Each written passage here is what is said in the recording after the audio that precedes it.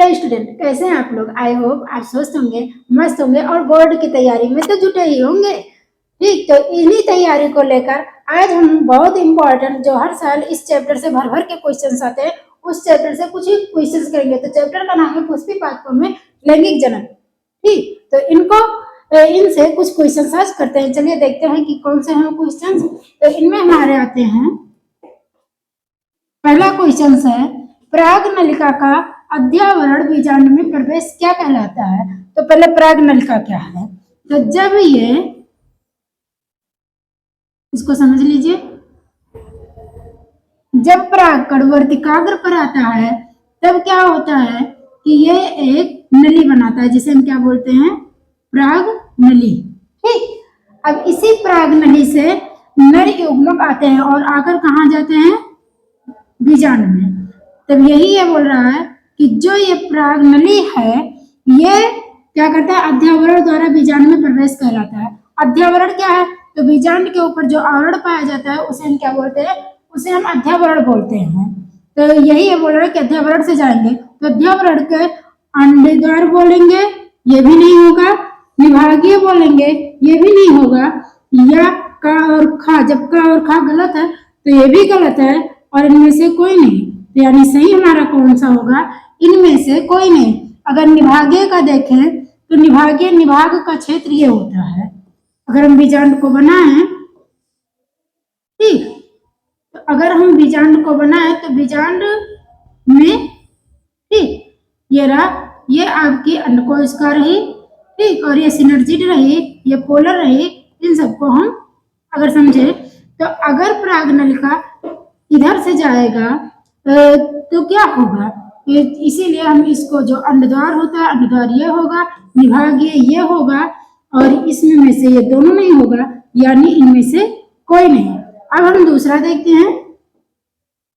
तो अगर दूसरा देखें तो दूसरा बोलता है बहुसंघी दशा पाई जाती है। बहुसंघी दशा किसमें पाई जाती है, क्या जायांग में पाई जाती है? नहीं जी, जायांग में तो नहीं देखने को मिलती है। बाह्य दल में इनमें भी नहीं देखने को मिलती है। दल पुंज में इनमें भी नहीं देखने को मिलती है। इसका सही आंसर कौन सा होगा, उमंग। ठीक, उमंग जो पुष्प का क्या होता है, नर भाग होता है। ठीक है, चलिए दूसरा क्वेश्चन देखते हैं।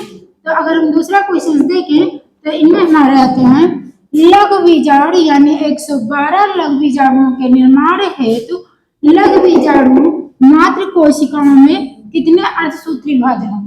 अर्धसूत्री विभाजन का मतलब एक कोशिका से कितनी कोशिका बनना, 4। ठीक, और लघु बीजाणुधानी हमारी कैसी होती है, लघु बीजाणुधानी हमारी 2n होती है। ठीक, अब क्या होते हैं, ये पूछा गया है कि कितने विभाजन होंगे, तो सबको 4 से मल्टीप्लाई करके देख लो। ठीक, आओ सबको 4 से मल्टीप्लाई करो और देख लो। तो इसमें अगर हम 28 को करें, 8 चौको 32, 2, 112, यानी 28 जब आपके क्या होंगे, 28 कोशिकाओं के जब हम क्या करेंगे, अर्धसूत्री विभाजन करेंगे तब हमको जाकर 112 मिलेंगे। तो इसका सही आंसर कौन सा होगा, 28 होगा। चलिए दूसरा देखते हैं। दूसरा आता है हमारे भ्रूण कोश में गुणसूत्रों की संख्या कितनी होती है। देखिए कितने बार पूछा गया है, इसमें तो एक ही बार दिखाई देता है, लेकिन ये आपका बहुत इंपॉर्टेंट क्वेश्चन है। ठीक है, तो इनमें पूछा है आवृतबीजी पौधों के भ्रूण कोश में गुणसूत्रों की संख्या कितनी होती है। तो भ्रूण कोश क्या है, पहले ये जानो। ठीक, तो चलो देखते हैं। यही बीजांड, बीजांड में क्या होती है, एक अंडकोशिका होती है, 2 सिनर्जिड यानी सहायक कोशिका होती है। अब बीच में क्या होते हैं, 2 पोलर सेल होते हैं जिसे हम क्या बोलते हैं, केंद्रीय सेल। अब यही क्या होती है कि जब नर युग्मक आते हैं तो नर युग्मक क्या होते हैं, इनको एक नर युग्मक क्या करता है, इनको फर्टिलाइज कर देता है और ये कैसी होती है, ये 2n होती है। ठीक, तो जब नर युग्मक इनको फर्टिलाइज करेगा तो 3n हो जाएंगे। ये कैसे हो जाएंगे, 3n हो जाएंगे। और यही 3n होकर ये काम क्या करेंगे, ये 3n बन के ही क्या बना लेंगे, इन्हीं को बोलते हैं भ्रूण कोश। और भ्रूण पोष का मीनिंग क्या होता है? जो भ्रूण को पोषण दे। ठीक, तो अब बताइए भ्रूण पोष की जो सेल है वो कैसी हुई आपकी? तो ये कैसी होती है? 3x। ठीक, जिसे हम क्या बोलते हैं? 3n होती है। समझ में आ रहा है ना आप सबको? नहीं आ रहा है तो बताना कमेंट में। चलिए दोबारा दूसरा क्वेश्चन देखते हैं। तो आपका दूसरा क्वेश्चन है, निम्न में से कौन सा कूट फल है? कूट फल मतलब क्या है? फॉल्स, जो बोलते हैं सत्य असत्य फल। तो कूट फल का मतलब क्या है? ऐसे फल जो अंडाशय से ना होकर थैलेमस से बन जाते हैं। जब कोई भी थैलेमस किसमें परिवर्तित हो जाता है, फल में परिवर्तित हो जाता है, तब उसे हम बोलते हैं कूट फल। पूछा तो भाई अंगूर भी आपके कूट फल नहीं है, आम भी कूट फल नहीं है, मटर भी कूट फल नहीं है, लेकिन आपका इसमें जो सेब है यही क्या है? आपका कूट फल है। ये अंडाशय से ना होकर थैलेमस से बन जाता है। थैलेमस का क्या होती है? तो जो पुष्प को बैठाने का काम करता है, जिसे हम पुष्पासन बोलते हैं, ये इसी के यही क्या होता है? सेब में यही फल में कन्वर्ट हो जाता है। ठीक, तो इसका आंसर कौन सा होगा? सेब। सेब क्या है? सेब आपका कूट फल है। बाकी जो अंगूर है, आम है, मटर है, ये सारे किससे होते हैं? ये सारे अंडाशय से बनते हैं। तो जो अंडाशय से बनते हैं उन्हें हम सत्य फल कहते हैं, और जो अंडाशय से न बनकर पुष्प के अदर भाग से बन जाए उन्हें हम कूट फल कहते हैं। तो कूट फलों वाला सेब आपका क्या है? कूट फल है। स्ट्रॉबेरी भी आपकी कूट फल है। देखते हैं दूसरा क्वेश्चन। दूसरा क्वेश्चन है, प्रतिमुखी कोशिकाएं वह होती हैं जो उपस्थित होती हैं। प्रतिमुखी कोशिका क्या है? तो हम देखते हैं बीजांड के अंदर 7 कोशिकाएं होती हैं। 7 को 8 कोशिकाएं होती हैं। उनमें आपकी, आइए मैं समझा देती हूँ, पहले मैं समझा दूंगी फिर आप खुद ही आंसर जान जाओगे। यह बीजांड। बीजांड में एक अंडकोशिका, 2 सिनर्जिड होती है जिसे हम सहायक कोशिका बोलते हैं, 2 आपकी पोलर होती है, और 3 आपकी क्या होती हैं? प्रतिमुखी। तो जो ये है ये एन होती है। ठीक, ये विभागीय क्षेत्र में भी उपस्थित होती है। तो इसे हम बोलते हैं प्रतिमुखी कोशिका।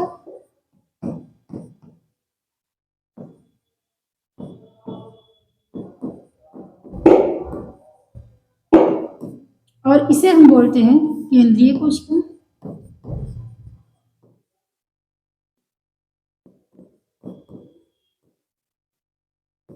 और इसको हम बोलते हैं अंड कोशिका।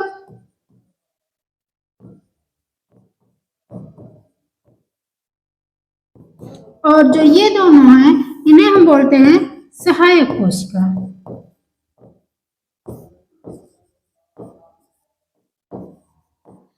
अब आप ही बताइए, जो ये प्रतिमुखी कोशिका है ये कहाँ प्रेजेंट होती है बीजांड में? तो ये बीजांड में विभागीय छोर पर रहती है, अंडद्वार छोर पर रहती है, इनमें से कोई नहीं, या मध्य में रहती है। तो भाई सब देख ही रहे हो कि ये कौन सी है? ये निभागीय क्षेत्र ही तो है, अपर वाला निभागीय क्षेत्र ही तो होता है। तो सही आंसर इसका होगा का, जिसे हम क्या बोलते हैं? निभागीय क्षेत्र। ठीक, तो इसका 7वें का कौन सा होगा? फर्स्ट होगा, जिसे हम क्या बोलते हैं? विभागीय क्षेत्र। चलिए दूसरा देखते हैं। दूसरा आपका आता है कि निम्न में से 2 कथनों को अभिकथन यानी ये और आर में क्या कीजिए? से चिन्हित कीजिए। क्वेश्चंस क्या है? पहला ये बोलता है अभिकथन क्या है? ध्यान से सुनना, इसको क्यों लगा के आप सब कर सकते हो। चलिए देखते हैं कैसे। ये आवृत बीजों की एक प्रारूपिक लघु बीजाणुधानी साधारण अर्थात 4 भित्तियों परतों से घिरी होती है, जिसे हम बाह्य त्वचा, अंतःत्वचा, मध्य त्वचा व टिपिटम। ठीक, लघु बीजाणुधानी क्या है? तो भाई लघु बीजाणुधानी ये।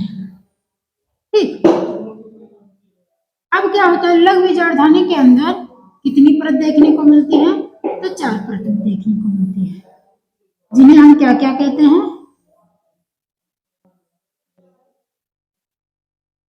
ठीक, अब मैं बना तो दी हूं, इसमें आप समझ लीजिएगा। जिसे हम बाहरी को बाह्य त्वचा, इसे अंतःस्थीशियम, इसे मिडिल बोलते हैं। ठीक, और इसे जो अंदर होती है इसे हम टेपिटम बोलते हैं। हाँ जी बोलते हैं, ये भी पता होगा। दूसरा कहता है बाहरी तीन भित्ति क्या करती है, सुरक्षा का कार्य करती हैं। ये भी सही है, ठीक, क्योंकि ये जो बाहरी होती हैं ये तीन भित्ति क्या करती हैं, ये काम करती हैं इनकी सहायता के लिए। पराग को मुक्त करने के लिए पराग कोश के परिस्फुटन में भी सहायता करती है, एकदम सही है। लेकिन क्या जो अभिकथन है उससे ये मिलता जुलता है, इसका ये सही व्याख्या कर रहा है? आप क्यों करके पूछिए तो नहीं, ऐसा ये कुछ नहीं कर रहा। ये ऊपर वाला तो बता दे कि 4 परतों में होती है, लेकिन क्यों क्यों होती है ये पूछना चाहिए था ना, लेकिन डायरेक्टली इसने इसका कार्य बता दिया है। तो इसमें आपका सही होगा कि ये तथा आर दोनों सही हैं, परंतु आर ये की सही व्याख्या नहीं करता है, ठीक। तो इसका आंसर क्या होगा, इसका आंसर होगा ख, ठीक। हर बार तो थोड़े से मल्टीपल चॉइस वाले आते थे, लेकिन अब देखने को मिलते हैं अब कथन वाले बहुत ज्यादा ही आते हैं। तो अब कथन वाले, मैचिंग वाले, ये सारे क्वेश्चन सब अच्छे से देख लीजिए, ठीक। चलिए देखते हैं दूसरा क्वेश्चन। दूसरा क्वेश्चन बोला है द्विनिषेचन क्रिया क्या है। द्विनिषेचन पर टिप्पणी भी लिखने को आते हैं, संक्षिप्त में बताइए कि द्विनिषेचन क्या है। तो द्विनिषेचन आपका क्या है, किसमें देखने को मिलती है, शैवालों में या ब्रायोफाइट्स में, आवृत बीजी पौधों में या आवृत बीजी पौधों में, ठीक। आपकी अनावृत पौधों में नहीं जी, इसमें भी नहीं, इसमें भी नहीं, और इनमें भी नहीं, आवृत बीजों में ही देखने को मिलती है, ठीक। इसमें होता क्या है, इसमें होता यह है कि जो दो नर युग्मक आते हैं, ठीक, इधर से जो दो नर युग्मक आते हैं पराग नलिका में, ये ठीक, ऐसे बनाओ इतनी छोटी सी जगह। ये काम क्या करते हैं, ये एक अंडकोशिका को निषेचित करता है, ठीक। क्या काम करता है, एक अंडकोशिका को निषेचित करता है, जैसे ये एन है, तो दूसरा जो आता है वो आकर इनको निषेचित करता है, यानी ये क्या हो जाती है, ये हो जाती है आपकी 2n, ये हो गई। और दूसरी क्या होती है, दूसरी इधर से जाकर जो आपकी 2n होती है केंद्रीय कोशिका, उसको निषेचित करती है, ठीक। तो इन्हीं को ही हम क्या बोल देते हैं, डबल फर्टिलाइजेशन, यानी एक केंद्रीय कोशिका को निषेचित करती है, एक अंड कोशिका को, तो दो जगह निषेचन हुआ ना, तो इसी को हम क्या बोलते हैं, द्विनिषेचन। और ये किनमें देखने को मिलता है, ये एंजियोस्पर्म में देखने को मिलता है, जिसे हम क्या बोलते हैं, आवृतबीजी पौधे में। तो कोई भी पूछे द्विनिषेचन क्रिया किसमें होती है, तो द्विनिषेचन क्रिया आपकी किसमें देखने को मिलती है, आवृतबीजी पौधों में, ठीक। दूसरा क्वेश्चन देखते हैं। दूसरा क्वेश्चन है निम्नलिखित में से कौन सा एक आभासी फल नहीं है। सबसे पहले है और नहीं है, इसको आप बहुत ध्यान से देखिएगा, ठीक। ये अभी 22 में आया है, 24 में आया है, ये तो कट ही गया है, ठीक। अब इसमें आपका ऐसा कौन सा फल है जो आभासी नहीं है, आभासी का मतलब कुछ है, और देखते हैं। हम तो देखे थे सेब भी था, स्ट्रॉबेरी भी है, अखरोट भी आपका उसी में आता है आभासी में। बचते हमारे आम भाई, तो आम ही आपका सही आंसर है कि आम आपका क्या है, आम आपका आभासी फल नहीं है। क्यों, क्योंकि ये डायरेक्टली किससे, अंडाशय से ही विकसित होता है, ठीक। तो इसका सही आंसर होगा आम, ठीक। दूसरा देखते हैं, भ्रूण कोश की कोशिकाएं होती हैं, इसको तो भाई सब जानते हो, अभी मैं डायरेक्टली समझा दी हूँ, ये कैसी होती है, त्रिगुणित होती है, ठीक। तो इसका तो डायरेक्टली आप आंसर लगा सकते हो कि ये कैसी होती है, त्रिगुणित होती है। दूसरा आइए देखते हैं, टेपिटम का क्या कार्य है। अच्छा, दो ही दिया गया है, मैं खा भी दे रही हूँ।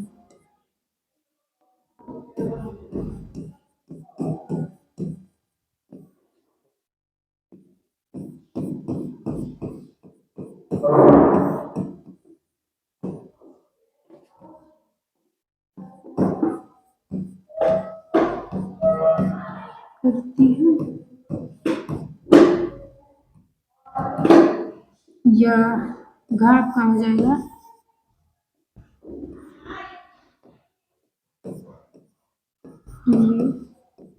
ये पोषण देने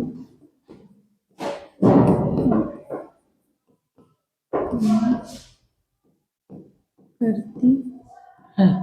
ठीक, तो बोला है टेपिटम का क्या कार्य होता है? परागकणों को नष्ट करना। ये कौन सी बात बोल दी भाई? कहाँ वो पोषण देती थी, कहाँ वो नष्ट करने की बात करती, तो ये तो नहीं हो रहा। अंतःस्तर एंडोथीसियम का निर्माण, नहीं जी, ये भी नहीं होता है। आपका क्या बोलता है? टेपिटम परागकणों की सुरक्षा करती है, ये भी नहीं करती, क्योंकि इसके करने का काम आपका बाह्य त्वचा, अंतःत्वचा और आपकी जो मिडिल लेयर होती है ये करती है। तब क्या करती है? तो ये काम क्या करती है? ये पोषण देने का काम करती है। ठीक है, ये परागकणों को पोषण देने का काम करती है। तो टेपिटम से बहुत सारे क्वेश्चन आते हैं, हर बार पूछे जाते हैं कि टेपिटम का क्या कार्य है, क्या कार्य है, ये क्या काम करती है। तो इससे आपके अति लघु भी आ जाते हैं, कभी कभी लघु भी आ जाती हैं। तो आप काम क्या कीजिए? टेपिटम को तो पढ़ ही लीजिए। ठीक, टेपिटम को बहुत अच्छे से पढ़ लीजिए। आपके ना ही बाह्य त्वचा से कोई क्वेश्चन देखने को मिलते हैं, और ना ही मध्य, ना ही आपके अंतःस्थिति से। सबसे ज्यादा क्वेश्चन आपके किससे मिलते हैं? तो वो मिलते हैं आपके टेपिटम से। और टेपिटम का मेन काम क्या होता है? पोषण देने का काम होता है। दूसरा क्वेश्चन देखते हैं, भारतीय भ्रूण विज्ञान के जनक कौन है? ये तो बच्चा हर गली का बच्चा भी जानता है, प्रोफेसर महेश्वरी। ठीक, ये क्या है? ये भारतीय भ्रूण विज्ञान के जनक है। चलिए दूसरा देखते हैं, ये तो छोटा सा क्वेश्चन था, इसको सब जानते हैं। अब एक प्रारूपी आवृत्तबीजी परागकोश में लघुबीजाणुधानियों की संख्या क्या होगी? ठीक, एक आवृत्तबीजी परागकोश, परागकोश क्या होते हैं? तो परागकोश आपके बाइलोब होते हैं। ये क्या है? ये पुष्प के नर भाग है। अगर हम इसको कट करके देखें तो ये हमको कैसे दिखाई देती हैं? ऐसे दिखाई देती है।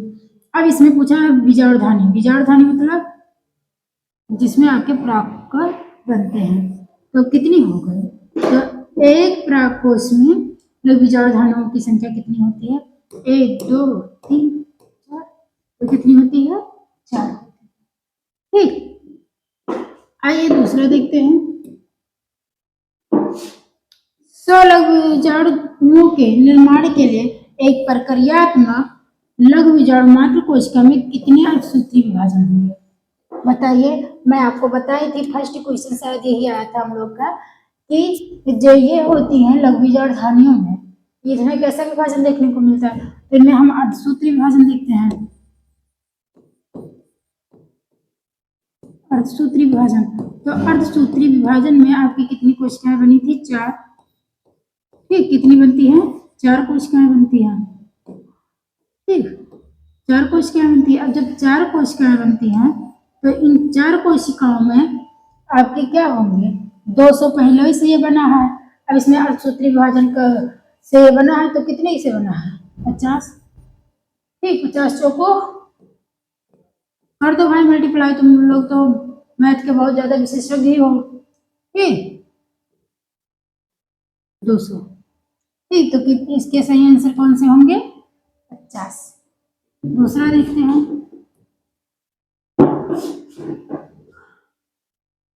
सेलिविया में परागण होते हैं तो कैसा होता है? तो अगर सेलिविया की बातें मैं करूं तो ये कौन सी होती है? कीट परागण होती है। हाइड्रा में आपके जल परागण होते हैं, वायु परागण आपके घासों में देखने को मिलती है। तो कीटों से परागित कौन होता है? सेलिविया। ठीक है, ये भी नॉर्मल से क्वेश्चन है जो आप लोग आसानी से कर ले जाओगे। निम्नलिखित में से किसमें कीट परागण होता है? बताओ। अब इसको तो कर ही ले जाओगे। तो जो आपके हाइड्रा होती है इसमें तो जल परागण होती है। कौन सी होती है? जल परागण। इसमें हम वायु मान लेंगे, वायु परागण होती है इसमें। गुड़हल में भी वायु या अदर मान लेंगे, इसमें भी कीट परागण होता है, लेकिन एकदम मेन स्पेसिफिक इसमें की केवल ये होगा तो केवल कीट से ही होगा। तो वो आपके हैं अंजीर। ये किससे होता है? ये कीटों से ही होता है। ठीक, तो इसके सही आंसर होंगे आपके अंजीर। आइए दूसरा देखते हैं। ये सब तो क्वेश्चंस आप कर ही ले जाएंगे और ये बहुत इंपॉर्टेंट क्वेश्चंस हैं।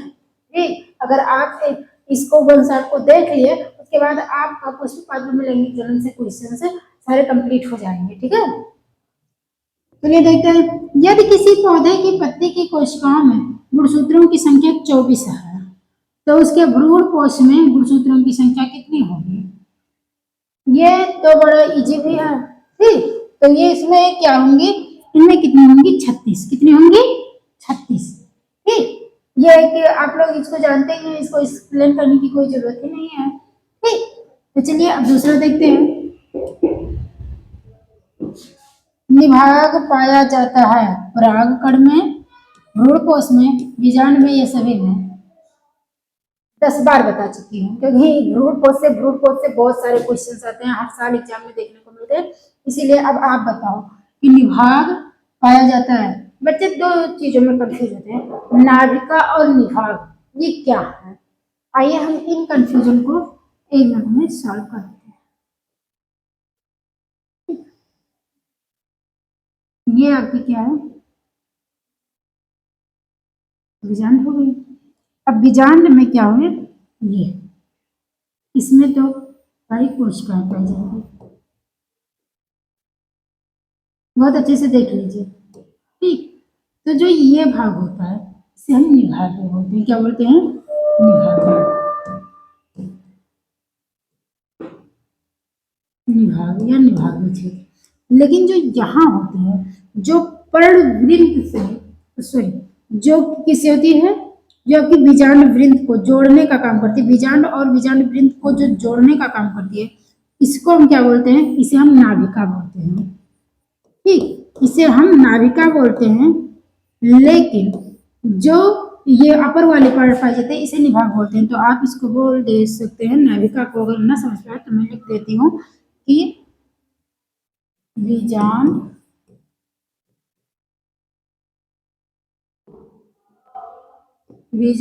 को बीजांड वृंत से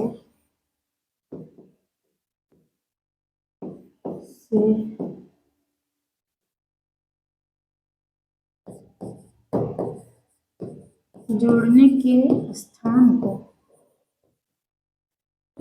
हम क्या बोल सकते हैं? नाभिका। क्यों? क्योंकि ये आपका बीजांड रहा, ये बीजांड वृंत रहा, इन दोनों को जोड़ने का काम किसका होता है? इन दोनों को जोड़ने का काम ये वाला होता है। तो इसी को हम क्या बोलते हैं? नाभिका। आई होप आपको समझ में आ गया होगा कि निभाग क्या है और नाभिका क्या है। दूसरा देखते हैं।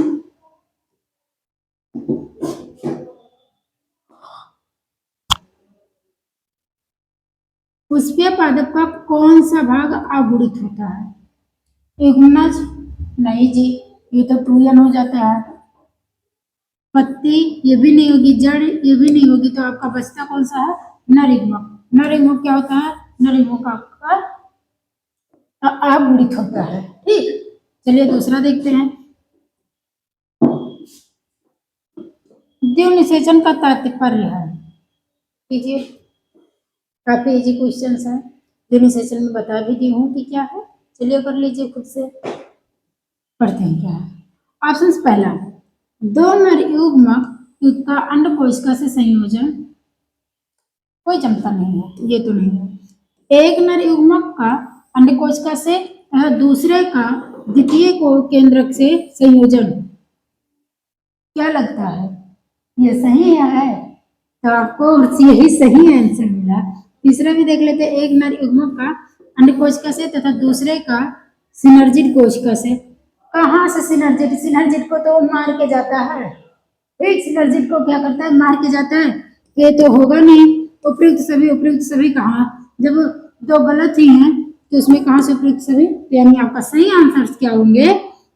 हाँ होंगे कि एक नर युग्मक अंड कोशिका को करता है, दूसरा किसको करता है? द्वितीय केंद्रक से संयोजन करता है। दूसरा क्वेश्चन देखते हैं। दूसरा आपका है, पुष्पीय पादप का कौन सा भाग अगुणित है? यह हो गया है नरयुग्मक। ठीक है, दोबारा क्वेश्चन आ गया। दूसरा क्वेश्चन देखते हैं। ब्लिस्नेरिया के पौधों में परागकण किस माध्यम से होता है?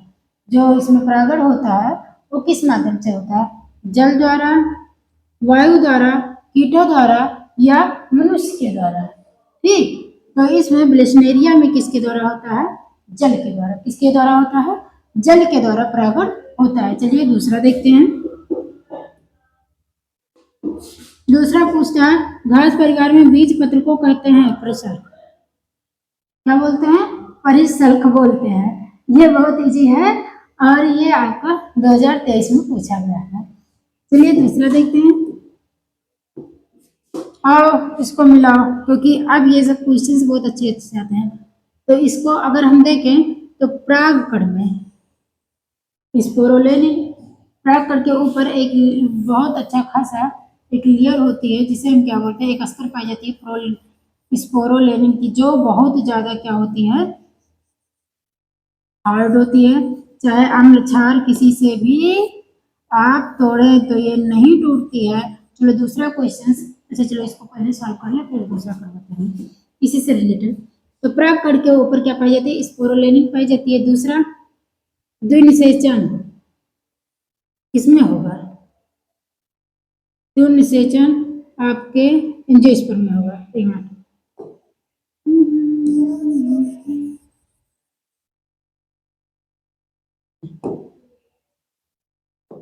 चलो नहीं जमता, दूसरा कलर ले लेते हैं। अब देखते हैं। भ्रूणपोष आपका त्रिगुणित होता है।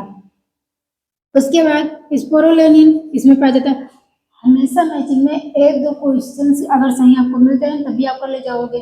मैचिंग इजी होता है, बस थोड़ा सा ये है कि आप थोड़ा समझने लगाओ। तो जैसे ये मिला परागकण स्पोरोलेनिन, डी का पहला किसमें दिख रहा है? डी का पहला इसमें दिख रहा है।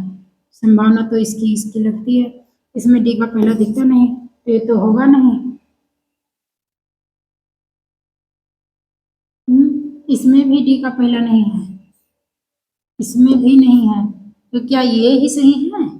बी का देख लो। हाँ तो ये सही, ये मिल रहा है, ये मिल रहा है। अब इसमें आप देख लो द्विनिषेचन किसमें पाया जाता है? तो द्विनिषेचन की क्रिया की किसमें होती है? एंजियोस्पर्म में ही होती है। ये भी आपका सही है। चलाजा आपका क्या होता है? अंडाड़ी है। ठीक, तो ये आपका कौन सा आंसर सही होगा? आपका का ही सही जाएगा।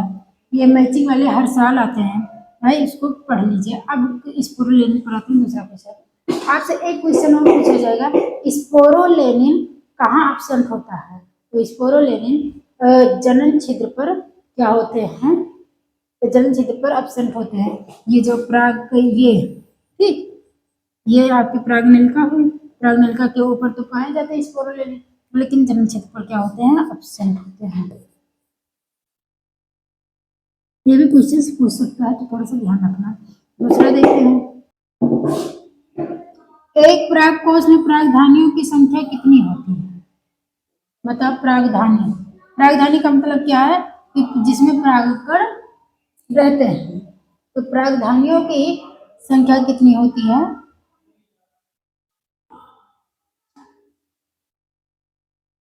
क्या सही है? चलिए दूसरा देखते हैं। परागकण पुष्प के किस अंग के भीतर निर्मित होता है? चलो सा क्वेश्चन आ गया, छोटको सा। चलो देख लो, परागकण पुष्प के किस अंग के भीतर निर्मित होते हैं? लघु बीजांडानी के अंदर, गुड़ बीजांडानी के अंदर, जायांग के अंदर या अंडाशय के अंदर? वैसे देखने को केवल एक का ही मिलता है, जायांग, अंडाशय और ये गुरु बीजांडानी। ये आपकी क्या है? मादा पार्ट है। ठीक, पुष्प का क्या है? मादा पार्ट। बचे एक का लघु बीजांडानी, तो आपका आंसर क्या होगा? लघु बीजांडानी जो काम क्या करती हैं? ये पुष्प के भीतर होते हैं। ठीक है, परागकण पुष्प के किस अंग के भीतर निर्मित होता है? तो लघु बीजांडानी में तो होगा। और दूसरा देखते हैं। निम्न में से किसकी मौजूदगी के कारण परागकण जीवाश्म के रूप में अच्छी तरह संरक्षित होते हैं? चलो बताओ, ये तो क्वेश्चन से मैंने करवा ही दिया। इसमें आपके होते हैं स्पोरोलेनिन। स्पोरोलेनिन इसका आंसर ही खा है। स्पोरोलेनिन क्या काम करता है? परागकणों के ऊपर लेयर पाई जाती है जिससे स्पोरोलेनिन कहते हैं। ये अम्ल क्षार लवण यानी बाहरी वातावरणों से इनकी क्या करती है? सुरक्षा करती है। ये कभी नहीं टूटती, ये बहुत मजबूत होती है। ठीक, और दूसरा क्वेश्चन देखते हैं। ये पहले ही समझा दी थी। जल परागित पादप का नाम। मटर नहीं, इनमें से कोई नहीं, ऐसा तो मान ही नहीं सकते। नींबू ये होगा नहीं, हाइड्रोला ही आपका सही आंसर है। तो ये आंसर क्या होगा आपका का इज और राइट आंसर। दूसरा देखो, पुष्पों में कौन सा अंग स्त्री मादा जननांग अंग का प्रतिनिधित्व करता है? बुद्धिमान बच्चे हो, बहुत इजी क्वेश्चन है, कर लो। उमंग तो नर में आता है, टेपिटम और किसका लघु बीजार्ध ध्वनियों के अस्तर में आते हैं। सबसे आंतरिक भाग है जो पोषण देने का काम करता है। परागकोश को, परागकोश तो होगा नहीं तो होगा क्या, जलयान। इसका सही आंसर क्या होंगे, का होंगे। दूसरा देंगे, दूसरा देख लीजिए, इसमें पूछता है लघु बीजार्ध ध्वनि की सबसे आंतरिक परत कौन सी है? बता दीजिए भाई, क्योंकि ये सबको पता है आपकी बाह्य त्वचा, अंतःस्थिशियम, मध्य परत और ये काम क्या करते हैं। तो इसमें अगर हम बात करें तो आपकी बाह्य त्वचा तो सुरक्षा देने का काम करती है, अंतःस्थिशियम सुरक्षा देने का काम करती है, मध्य परत आपकी सुरक्षा देने का काम करती है। तो सबसे आंतरिक वही तो होती है टेपिटम। ठीक, तो टेपिटम आपका सबसे आंतरिक परत होता है। ठीक, अगर मैं बनाऊं तो ये आपकी क्या हो जाती है,